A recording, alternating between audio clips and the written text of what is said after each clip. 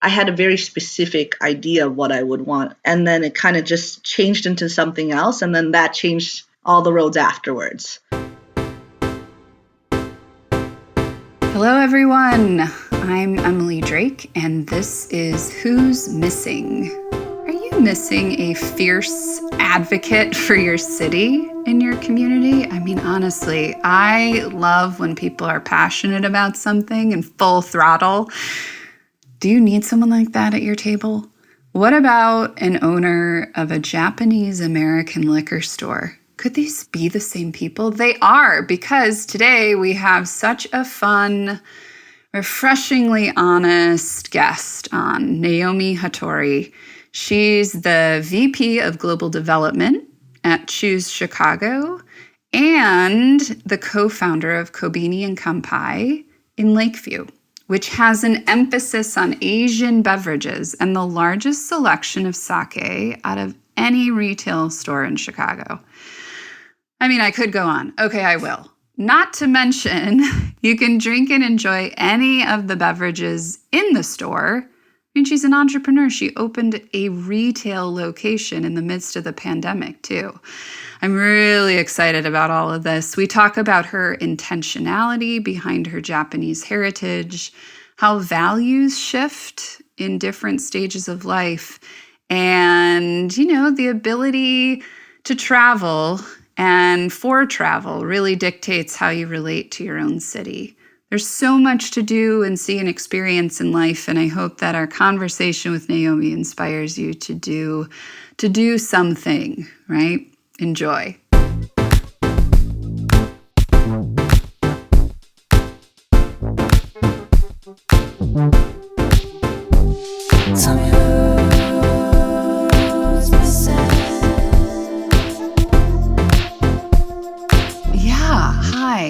Hi, how's it going? I'm hungry. What's for lunch? When's the sandwich coming? Nice. What are you having for lunch? Well, I haven't shared with you yet, but I'm pregnant at the moment. Aha! And I eat half a watermelon a day, if that makes you feel better, like a monster. If there was a watermelon contest right now, I would crush it. I'm so glad you're going to be on this podcast. This is a labor of love and an idea I had 5 years ago. Okay. And thanks to Christina, who I'm sure, as you've experienced, is pretty great. It's finally happening. I'm just really excited. Yeah. So how does what's your allegiance to the city like these days as a born and raised, Here's the thing. Let me frame this question a little differently. When you love something so much. Yes. It's complicated. I agree. It's not always optimistic and positive, but tell me about what's your relationship like with your surroundings? Yeah, I think it's, I appreciate home much more now that I travel to so many more places. Yeah. Because I think you take things for granted, especially how beautiful Lakeshore Drive is. I really enjoy driving Lakeshore Drive when I come home, that I don't really pay attention to when I'm driving to work. But I appreciate it after a trip home. I think it's also I have perspective of living abroad, right? I lived in China for 3 years. I went away for college, and it was really just nice to come home. I think it's also as I get older, I think about my parents and who is there to take care of them. And I like the idea that I can drive 10 minutes to my parents and check up on them, as opposed to hop on a flight, things that I didn't think about earlier on in life. Yeah, proximity matters, which I imagine that intimacy it sounds like it's important to you, or increasingly more important, but you also go away. Part of going away is coming home. Yeah. Yeah, and I guess when it's now going back to in-person, it's actually much harder than it used to be. I feel I haven't used that muscle in a long time, where you're kind of, you work through your small talk and then you kind of go into a deeper conversation, but you're talking to people that aren't really in your bubble that we've been used to. And it's been interesting to see how much more effort it takes, or how much more tiring I am after social gatherings, because I haven't used that muscle in the way I used to. Do you define yourself as preferring extroversion, or do you think people mistake you for that? extroverts, right? They get energy from other people, and introverts get, they just are tired afterwards. So I think professionally, I have to be an extrovert, but naturally, I'm an introvert because after a trade show, I'm kind of like, leave me in front of a TV. I need to kind of reset myself, I would say. Yeah, it's like I'm not necessarily excited about going to like the happy hour and then the after party and then like all of the things. Do you find that you became more of yourself in the pandemic, or did something change about who you are that surprised you? I don't know if something changed. I think it gave me more time to kind of reflect. I felt that I travel probably every 3 weeks internationally or domestically. It's really nice to kind of, hey, be at home and go to a tennis lesson for 6 weeks, which has never been an opportunity that I could do beforehand. So it's maybe looking at more the things that I missed, but I never noticed that that was an issue or something that I wanted in the past. Thinking about your priorities and auditing those priorities. What do you do? How do you do it? It's hard to predict. I think, where I'll be next year and kind of what I see as valuable. But I think it's really that sense of having my family close to me that really has drawn me to Chicago. But I think as a Chicagoan, I look at my community and it's really, I just had a baby shower and it was just like all these people of different parts of my life. This is my best friend from nursery school. This is my best friend from elementary school. This is my best friend from high school and college. And I don't think I would have those relationships had I not stayed in the area. Yeah. Well, I think there is a very powerful statement in investing in growing a business in this city that says, right? And anywhere, right? You put down roots, you open up a storefront and you say very publicly, like, I'm a part of this community. Because you and I both know, you can live anywhere and be anonymous. I mean, that's an option. Yes. Right? So that decision, it really embeds you, right? What was that at the forefront of you deciding to open a storefront? I think we've always talked about having a small business of kind of, my parents own restaurants and my husband's parents owned a grocery store. So it's kind of full circle-ish. But I think we never thought about going back to that life. We have pretty much white collar jobs that have a very stable salary. But I think we're getting to that point where we thought we should try something new for ourselves. Yeah.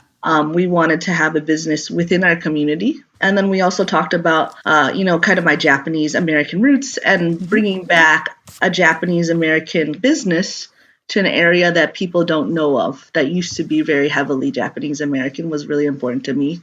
With the business, I also realized how there aren't a lot of younger Asian Americans that have things in a business like this, right? Because you don't want to go back to what your parents did. So it's been really interesting to see the outreach from different communities, Asian American communities, and them, supporting us as a small business, which I didn't expect. We opened with sake, but really it's kind of a focus to highlight Asian alcohols, I would say. And sake was just really purely for ourselves. And now that's really kind of our niche. There's so many different places I would love to travel with you on this road of questioning. But one of them is, when you were growing up, was there anything that your parents said to you that you could not be? Were there any limitations put on it for you? I would say my mom always wanted us to have balance. So she was always like, you don't need to be a doctor. You don't need to be a lawyer, that you can do things that make money in other ways. But those were kind of the only things. Yeah. And kind of just, continue to travel. Every 3 summers, we would go to Thailand where my mom was from. So I think that really embodies kind of my outlook on travel. And how important it is, or connections and not losing that link. There's a stage of life thing that's coming up for me. Yeah. You've made this decision to go deeper, right? And I'm thinking about as a business owner myself, there's other ways to grow besides getting bigger and richer. you can do other things with your life. You can go deeper. And I just experience you as like someone who has made the decision, like I'm putting my roots here, I'm planting here, I'm going deeper. What do you notice about are there any cons to that? Is there any like caution to that you would Sure. offer? Yeah. I think about timing, Uh, and kind of how this is not the right timing for to have a full-time job, have a child, and have a new business. But some things I think are out of your control. Yeah. Where some things are just, if you didn't, if when it comes to our business, if it doesn't, if we didn't do it now, maybe we would never do it. It's just that things fell in line. Everything happened at once. Ideally, I would love for these things to happen maybe 5 years, not overlapping. Right. So I think that's my thing, right? There were things. These are all things that were really important to us, but honestly, we wish that they didn't happen at the same time. But sometimes those things are out of your control. Yeah. And you kind of just have to go with the flow. I'm sure I'm like dropping the ball on some things but maybe that makes it doesn't have to be perfect. But I think it's also probably like when I look back at this time, it's probably going to be a really exciting time when I look back. But going through it right now, I wonder about did I really have to do all this to myself right now? But I guess if not now, when would I do it? Yeah. Yeah. It is this great misnomer that, I get asked all the time. I bet you did too. What was your plan to become an entrepreneur? And I'm like, plan? I didn't plan this, Yeah. And I think at 43, and I know we're sort of contemporaries in that way, it's like the unknown and the uncertainty in what I don't plan. Maybe this is a personality thing. Let me know what you think. Is exciting. Like there's possibility in it, right? Versus like my best laid plans. What's your relationship to uncertainty, do you think? Yeah, I have a good story for that. So in college, I was very, when I graduated, I was very focused on kind of having one of those rotational marketing roles. Like I was going to go to Kellogg and learn about all their cereals and, sell them in China somewhere, right? And my roommate had other plans. She was an atheist who was a religion major.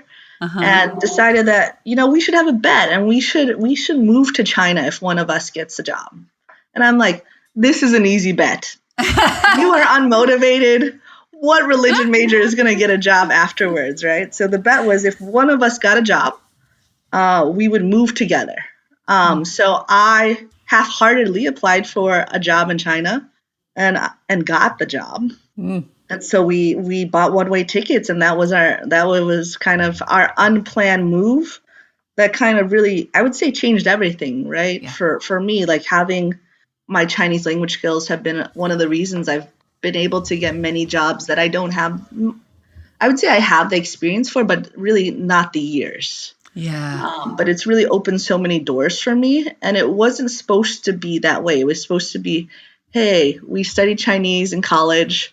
We're quite poor right now. Let's have an adventure for a year, not multiple years, which it turned out to be. But I think that speaks to kind of how I had a very specific idea of what I would want. And then it kind of just changed into something else. And then that changed all the roads afterwards. Your store, Konbini and Kanpai, is how you say it? Yeah? Yes.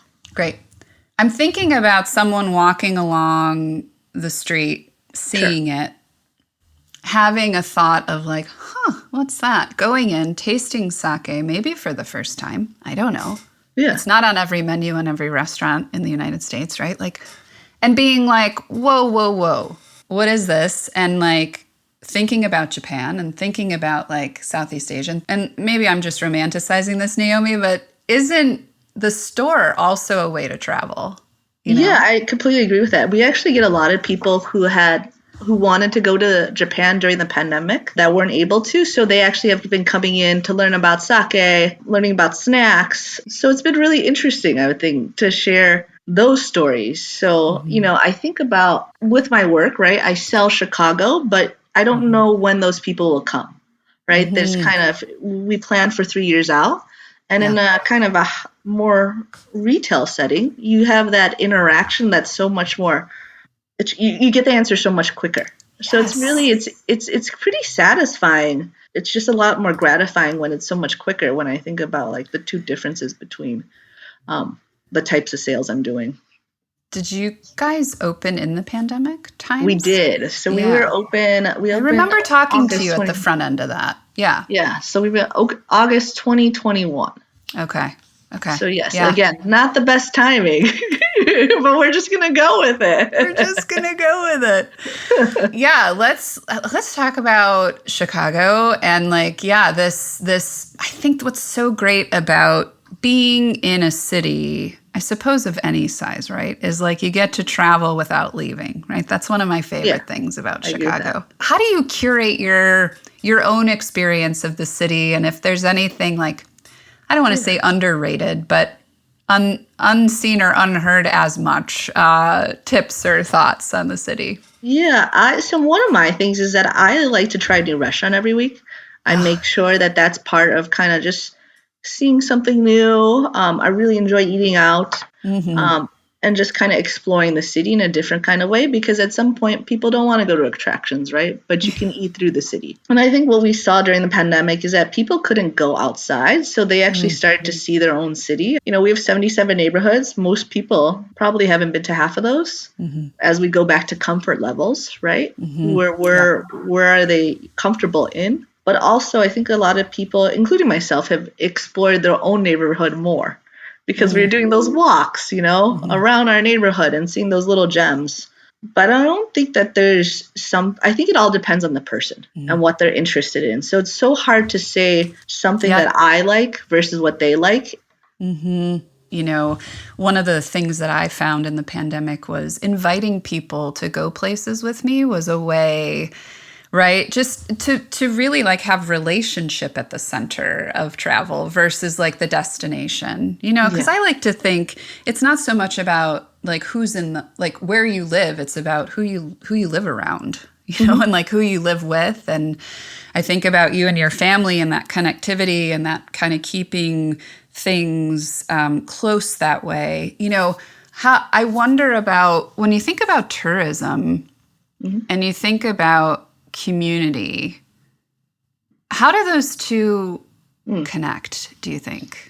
Sure. I think about how, when I go to other countries, I can say as much as I want about how great our city is, Mm-hmm. but it's that person's neighbor or Mm-hmm. aunt who talks about their amazing trip to Chicago that is more important than whatever I say um, in a presentation.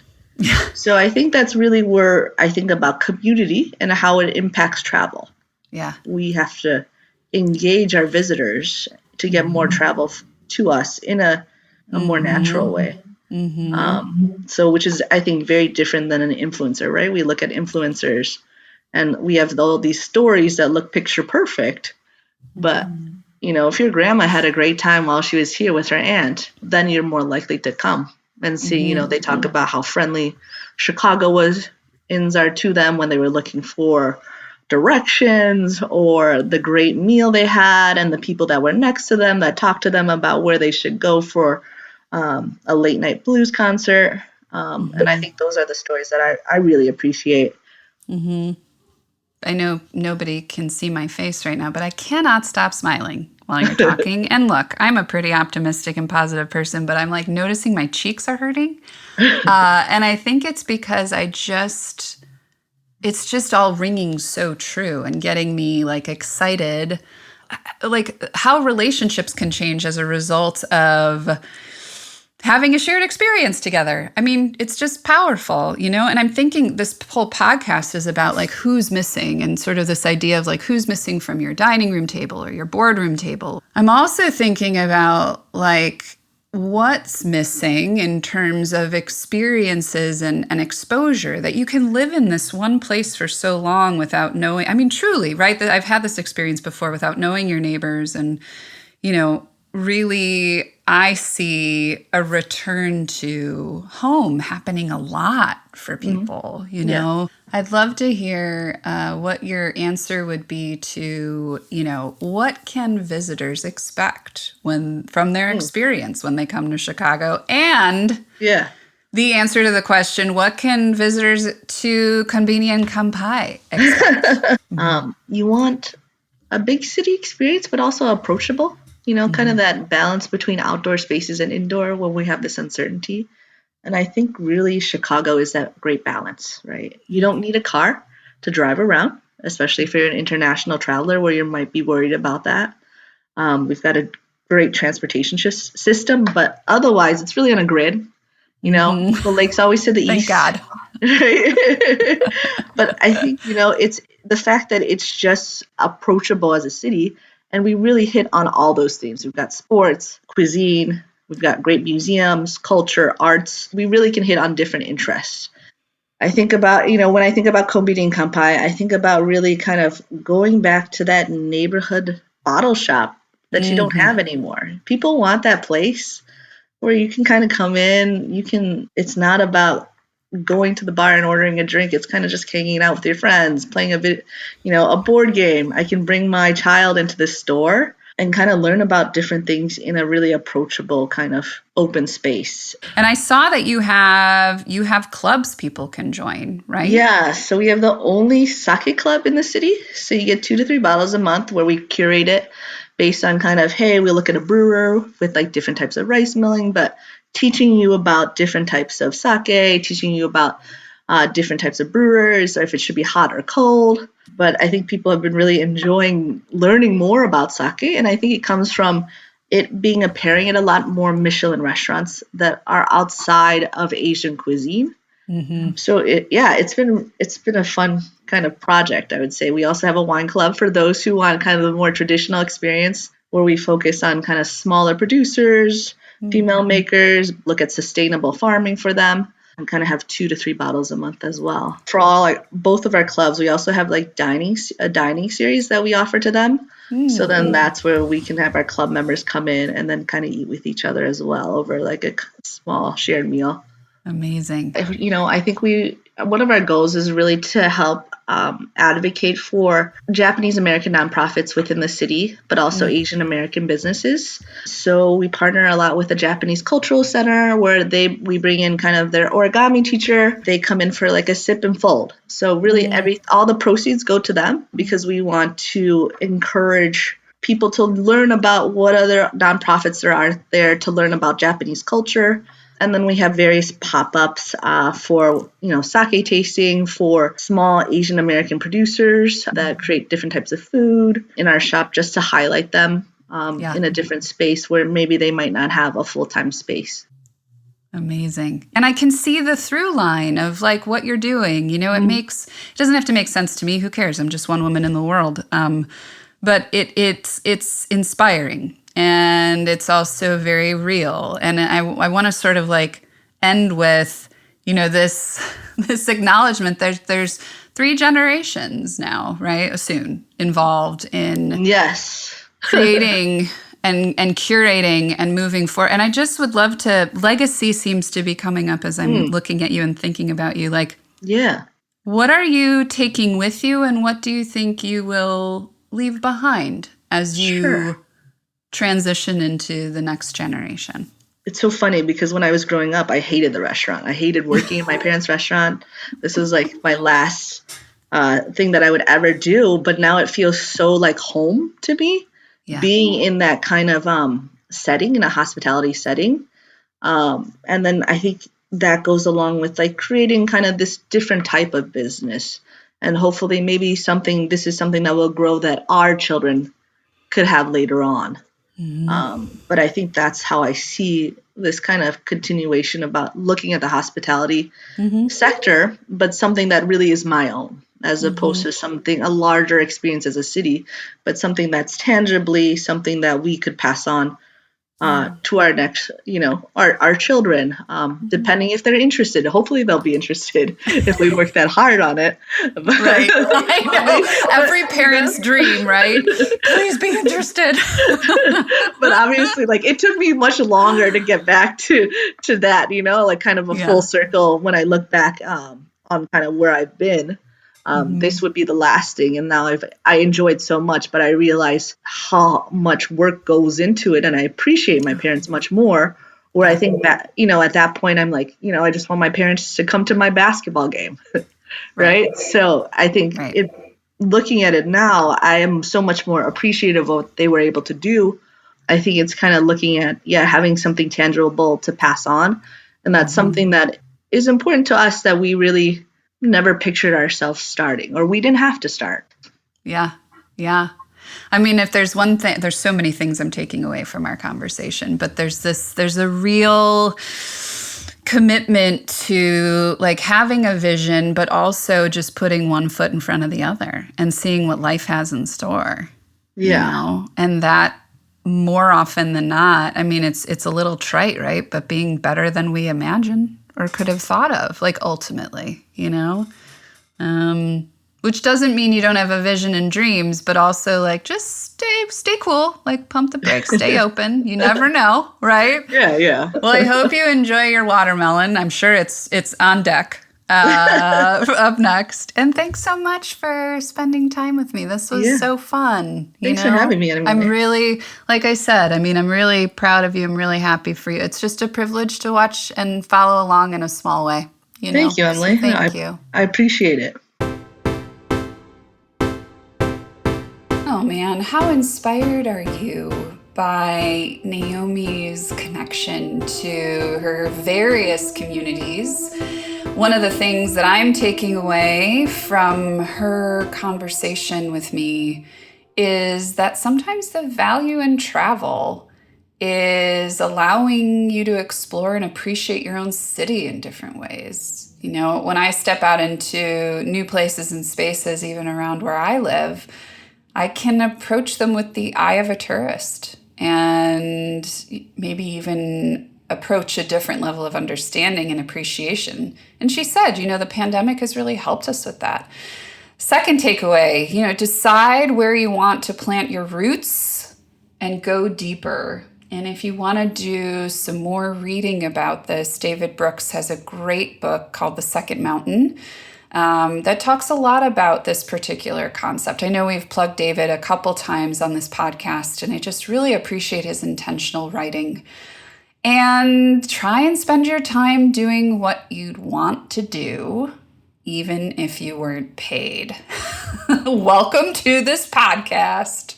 That's what it is for me. It's something that I just could do all day, is talk to people like Naomi who have a strong value system and are really trying their best to live within it. So I hope you enjoyed. If you have any takeaways you want to share with us, please subscribe on our website, who'smissingpodcast.com. And I hope to hear from you.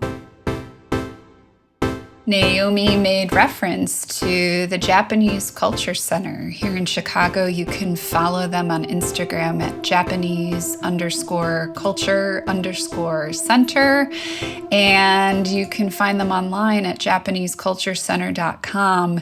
Been around since 1977 and has some incredible ways to access Japanese culture in the cultural arts with classes like haiku, Shoto calligraphy, even the Japanese language, as well as martial arts, as well as wellness. So they invite us to visit and experience the richness and complexity of Japanese culture and knowledge.